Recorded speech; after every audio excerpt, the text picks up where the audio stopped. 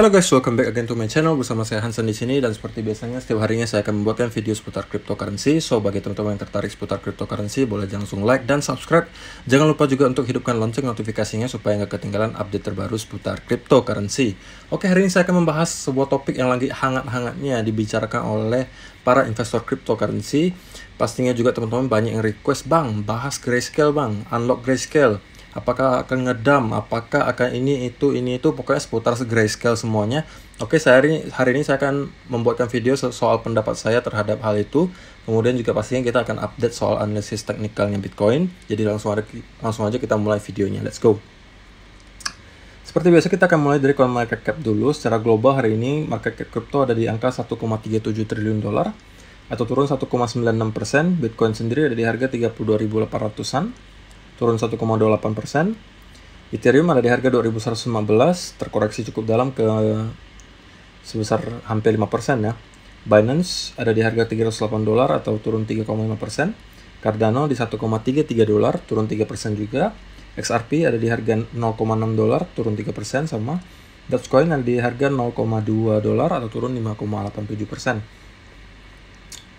Oke, sekarang kita bakalan mulai aja langsung bahas ke masalah Grayscale-nya. Jadi gini guys, pertama saya mau kasih tahu dulu, saya bukanlah orang yang sangat teknis banget mengerti soal Grayscale ini. Tapi yang saya tahu kulitnya adalah bahwa pada dasarnya ketika teman-teman invest di Grayscale ini adalah perusahaan investasi. Jadi kalau misalnya teman-teman beli sahamnya Grayscale, nanti Grayscale itu berinvestasi di Bitcoin. Jadi teman-teman kalau berinvestasi di Grayscale itu tidak secara langsung beli Bitcoinnya, seperti itu yang saya tahunya ya.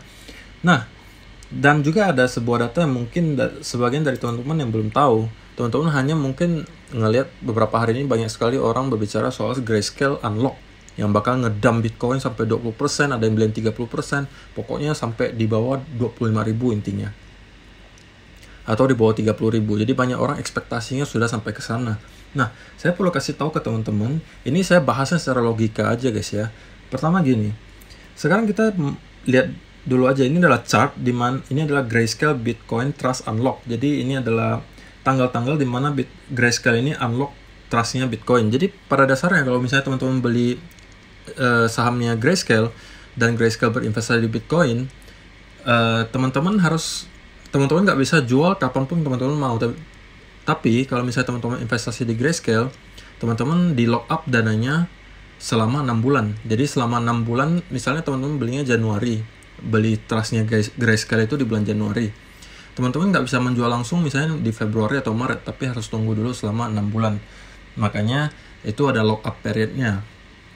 Dan inilah tanggal-tanggal di mana para investor yang di lock up dikunci kemarin itu dibuka kuncinya atau disebut unlock gitu ya.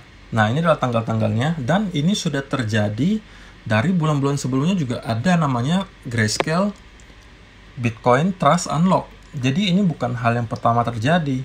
Tapi kenapa baru heboh sekarang? Karena nanti tanggal 18 Juli itu adalah salah satu yang paling tinggi angka share Bitcoin yang bakal di-unlock. Jadi adalah salah satu unlock paling besar pada tahun ini. Makanya sekarang pada heboh. Mungkin karena itu adalah angka yang paling tinggi nanti di 18 Juli. Tapi teman-teman perlu lihat, di bulan Juni juga kita ada unlock. Banyak banget di sini. Bulan Mei juga sama, April juga sama, Maret juga sama, Februari juga sama, Desember juga ada unlocknya. Jadi kalau misalnya menurut teman-teman hanya karena Grayscale unlock, lalu misalnya Bitcoin ngedam 20 atau 30% pasti, berarti logikanya sebelum-sebelumnya juga pada tanggal-tanggal ini kita harus ngedam juga dong. Berarti Bitcoin kapan naiknya? Selalu ngedam berarti kan logikanya. Nah, kita bakal cari buktinya gitu kan. Apakah benar kalau misalnya Grayscale unlock itu sudah pasti Bitcoin akan ngedam? Oke, kita coba lihat. Misalnya kita ambil contoh yang di Desember ini. Ini juga angkanya cukup tinggi loh. 21 Desember ya, kita coba lihat di chartnya Bitcoin. 21 Desember tuh di mana? Di sini, sekitar sini ya, 21 Desember. 21 Desember. Nah, ini. Nah, teman-teman bisa lihat bahwa sebenarnya ini hanya sideways, tidak ada ngedam. Adapun koreksi sedikit oke lah. Tapi itu langsung juga naik lagi. Ini di tanggal 21 Desember. Ya kan?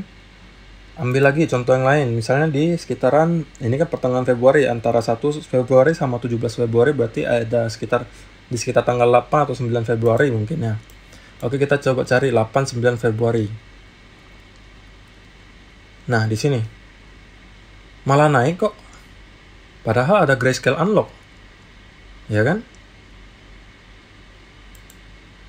Tapi memang ada juga kalanya kalau terjadi grayscale Bitcoin unlock, Bitcoin harganya koreksi. Memang ada saatnya juga seperti itu. Tetapi menurut saya itu bukan satu-satunya alasan yang membuat Bitcoin bisa ngedump atau ngepump. Gitu guys. Jadi bukan karena hanya grayscale unlock lalu tiba-tiba Bitcoin bisa ngedump 20-30%. Kalau itu yang terjadi, berarti harusnya pada tanggal-tanggal ini kita ngedump terus dong. Ini angka-angkanya juga cukup tinggi itu. Ya kan? Angkanya juga cukup tinggi. Nah, jadi itu yang teman-teman perlu keep in mind, bahwa tidak pasti kalau misalnya grayscale unlock kita bakal lihat orang-orang pada selling, orang-orang pada ngedump, itu tidak pasti. Oke, itu pertama. Kedua, kalaupun misalnya banyak orang takut gitu kan bahwa tanggal 18 Juli ini bakal ada grayscale unlock yang besar, otomatis dia jualnya kapan? Nggak mungkin tunggu 18 Juli dong. Berarti udah dari sekarang mereka udah jual. Karena kenapa? Mereka takut nanti 18 Juli bakal ada dump 20%, 30%. Banyak orang sekarang ekspektasinya seperti itu kan. Berarti mereka bakal jual duluan dong. Tunggu nanti ngedump baru mereka beli lagi. Logikanya kan kayak gitu. Berarti sekarang udah price in. Price in itu artinya ya berarti harga sekarang ini udah menunjukkan ini juga udah price in, istilahnya ya orang-orang yang udah pada takut itu udah pada jual sekarang.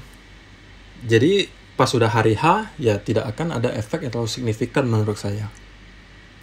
Dan juga teman-teman perlu ingat bahwa kalau misalnya di unlock pun para investor ini ya juga mempunyai pilihan bahwa mereka boleh menjual, mereka boleh hold, mereka boleh beli lagi. Apakah teman-teman yakin mereka akan menjual semua yang di sini akan menjual? Apakah teman-teman yakin? Kalau saya tidak yakin. Karena apa? Harga Bitcoin sekarang banyak orang tertarik di harga segini loh. 30-an ribu udah termasuk lumayan murah gitu kan. Apakah mereka yang bermain di sini semuanya akan ngedump? Menurut saya tidak. Tetapi kalau teman-teman tanya saya, berarti nggak akan ada koreksi bang? Berarti akan ngepump maksudnya bang? Nggak gitu juga. Bisa jadi memang kita akan koreksi. Misalnya kita naik dulu, baru koreksi lagi, ya kan? Kita nggak ada yang tahu ke depan seperti apa. Tetapi maksud saya teman-teman jangan sampai terlalu parno. Jangan sampai teman-teman bilang, bang kayaknya ini bakal ngedump 20%, 30%. Ada yang bilang sampai belasan ribu. Ya kan? Tadi kan udah dibuktiin dari yang Desember dan lain-lain bahwa sebenarnya tidak selamanya ketika grayscale unlock itu harganya turun kok. Ada yang malah naik. Jadi itu gimana dong jelasinnya? Berarti grayscale ini bukan sebuah patokan yang bisa menunjukkan Bitcoin akan ngedump atau ngepump gitu kan. Itu hanya ya istilahnya teman-teman perlu waspada lah akan adanya koreksi. Bisa jadi memang ada koreksi. Tapi perlu teman-teman ingat bahwa di dunia kripto kadang-kadang orang banyak yang ekspektasinya A, tapi kenyataannya nantinya jadi B.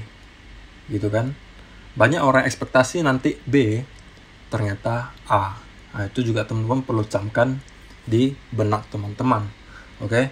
Jadi menurut saya teman-teman perlu waspada tapi nggak usah sampai parno banget lah soal 18 Juli nanti. Dan juga kita perlu ingat nanti ada event Bitcoin di tanggal 17 Juli yang dimana Elon Musk akan jadi bintang tamunya dan lain-lain. Masih banyak sekali event-event yang dan juga data-data on-chain, data-data di belakang layar yang menunjukkan bahwa harga Bitcoin sekarang udah cukup murah. Walaupun ya memang kita sekarang masih sideways, ya kan?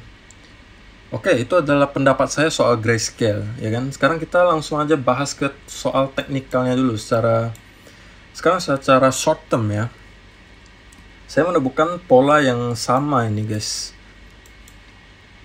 Kita masuk ke technical analysis. Jadi kemarin kalau misalnya teman-teman udah lihat TikTok saya atau udah nonton video saya semalam, harusnya udah tahu saya ekspektasinya kita masih bisa koreksi lebih dalam. Sekarang kita ngebentuk kayak flag, dan kemungkinan kita bakal bisa koreksi lagi lebih dalam untuk retest lagi trendline di bawah ini, atau at least ke sekitar 31.000, karena di sini daerah support yang cukup kuat, jadi kita bisa ekspektasi akan banyak pembeli di daerah sini. Baru dari sini kita mencari bukti bullish, baru mungkin kalau teman-teman yang mau short term, ini bisa menjadi sebuah daerah akumulasi yang cukup baik. Dan saya menemukan ini adalah pola yang mirip sebenarnya dengan yang terjadi di bulan Juni kemarin. Ini saya jelasin dulu ya, kenapa mirip. Hanya saja bedanya, satunya versi bullish, satunya versi bearish. Nah, Juni kemarin kita membentuk juga seperti pola channel, seperti ini. Pola channel. Tapi ini channelnya channel ascending channel, yang biasanya menunjukkan gerakan berikutnya adalah bearish. Sedangkan yang terjadi sekarang juga channel, tapi channelnya yang descending. Descending channel itu kayak gini nih guys, tuh. Ini ada contohnya. Nah ini ya. Ini adalah descending channel. Jadi ini biasanya adalah pattern untuk bullish. Tapi dengan catatan kita pastinya harus breakout dulu dari channel atas ini. Dan saya bisa lebih yakin kalau misalnya kita udah breakout dari channel ini, dan kedua breakout dari angka 35.000 ini, karena 35.000 menjadi sebuah resisten yang dari kemarin sulit ditembus. Pertama kali di sini, dua, di sini juga kesusahan, di sini juga sama, di sini juga sama, di sini juga ke reject, di sini juga ke reject. Jadi ini adalah resisten yang cukup kuat. Jadi saya bakal lebih yakin kita bakal bisa naik ke sekitar 39.000 kalau kita sudah menembus dari 35.000 dan channel ini. Jadi ini adalah channel yang menurut saya cukup meyakinkan. Teman-teman bisa lihat ini sama dengan gambar yang di sini. Jadi pergerakan naik ke atas, kemudian ada channel, ini namanya descending channel.